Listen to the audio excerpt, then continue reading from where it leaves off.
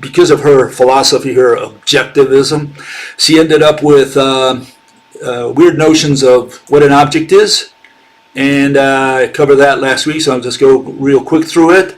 She ended up believing that air and water are not physical objects, even though we can grasp them with the senses. I mean, hopefully you can wave your hand and touch air. You feel something there. We'll call that air, right? Gas, whatever you want to call it. And you also have water. Hopefully you can see and touch water. And she says those are not objects, and it's not an entity, and because they are not entities to begin with, and only entities can exist, then you have to conclude from her line of reasoning that water and air do not exist. That's her logic. Okay? That's objectively her logic. And I'm sure a lot of people don't like it, what I'm saying. I'm talking about objective. I don't care what you interpreted. I don't care what your philosophy is. I don't care if you love Ayn Rand. Okay? I'm talking about objective analysis of what Ayn Rand wrote. Okay? And she says that fluids are not entities. And then she's going to say that only entities exist, which by logic says that water and air do not exist according to Ayn Rand. Because she does it all with see and touch. And I know you're going to beat me up. I know you don't like what I'm saying. I'm just telling you what is objectively in her writing. She did not realize this. And again, because she didn't do a thorough study of ontology, of what exists. She wanted to do politics and behavior. She wanted to do ethics. What is right and wrong? What is the best form of government? And so she cared very little about existence. She just slurred over it. She did it superficially and said, let's continue. And I want to point out that she failed at ontology. She failed at defining what an entity is and what exist means. Okay, that's the point I'm trying to make here. Okay, and here's another, I'm just going to rub it in until it hurts. Okay, here's another notion that she had. Existence, she says reality exists. Okay, existence exists, that's poetry, great, love it. Great for a song. She included the observer. These are the criticisms I have about her. Knowledge, consciousness, perception, see, touch, senses, that's all she talked about. Okay, so again, existence was subjective according to her. Something exists which one perceives. No. Something exists which matches the definition of existence. That's what exists. You can't say that something exists because you can touch or see it, because we cannot see or touch a magnetic field.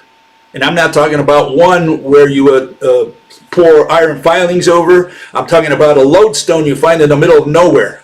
How do you know it's a lodestone? How do you know it's got a magnetic field around it if you can't see or touch it?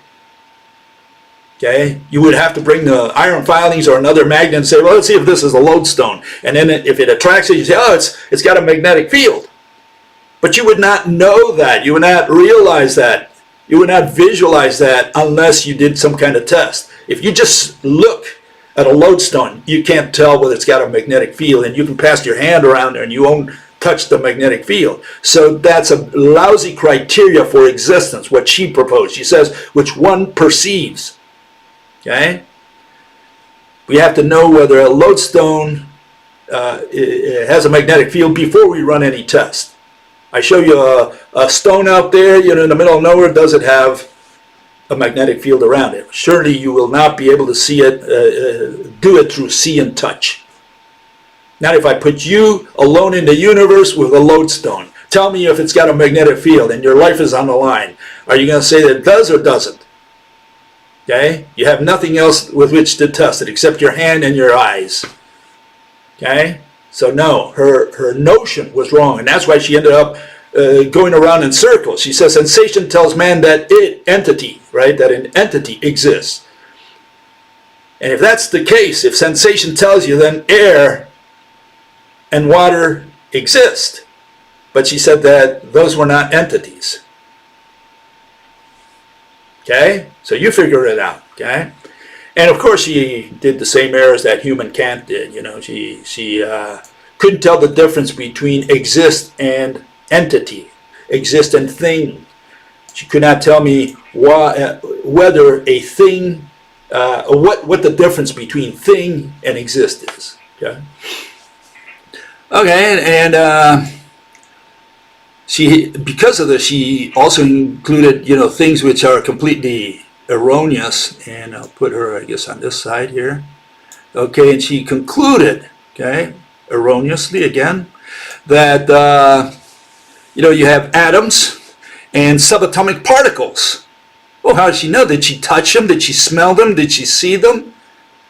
She just takes for granted that they exist. And she says that energy also exists, which is a concept.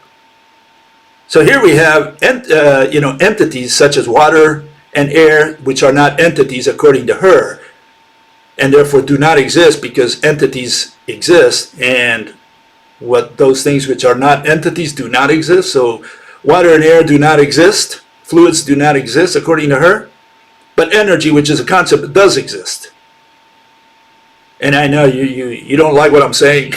It hurts, but I'm telling you what her reasoning was, or what her reasoning led to. She did not have this very crisply in her mind of what ontology was. In other words, what things truly exist and what things don't exist, because she never defined entity very precisely, very rigorously, and therefore she could not figure out, existence as well. And so what are the problems that I point out with Ayn's notion of existence? Well, here they are. Is an entity or a concept? We have A, right? Whatever A is. We have to determine whether it's an entity or a concept. She never figured that out. She ended up saying that energy and energy existed, was an entity apparently in her mind, and so were subatomic particles, right? And on the other hand, water and air were not. And then the question is, in her mind, did concepts exist or not? Well, energy is a concept, and she put it under existence. So no, she had a mumble jumble in her head. She did not figure out that energy was a concept, and there is no physical object called energy is not an entity, and therefore energy cannot be said to exist. She's playing around with words that she did not understand, because you can say, well, she was not a physicist. Well, she was trying to do ontology.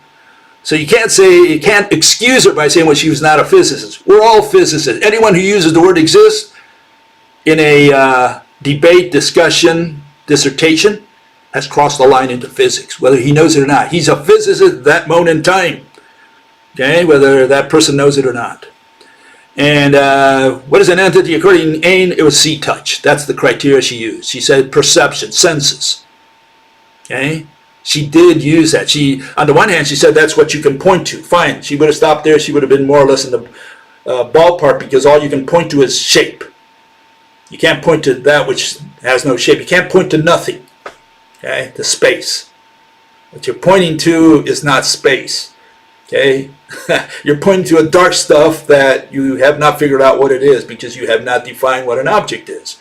And if an object is that which has shape, space does not have shape, because space is nothing. Nothing does not have shape. That's the definition of nothing. That which doesn't have shape. Okay? That's the way it's got to be used in a rational way. Okay, and so she had all these issues. In rational science, very straightforward. Physical presence. What does that mean? Physical refers to an object, and presence refers to location. If the object has location, it exists by definition. Okay?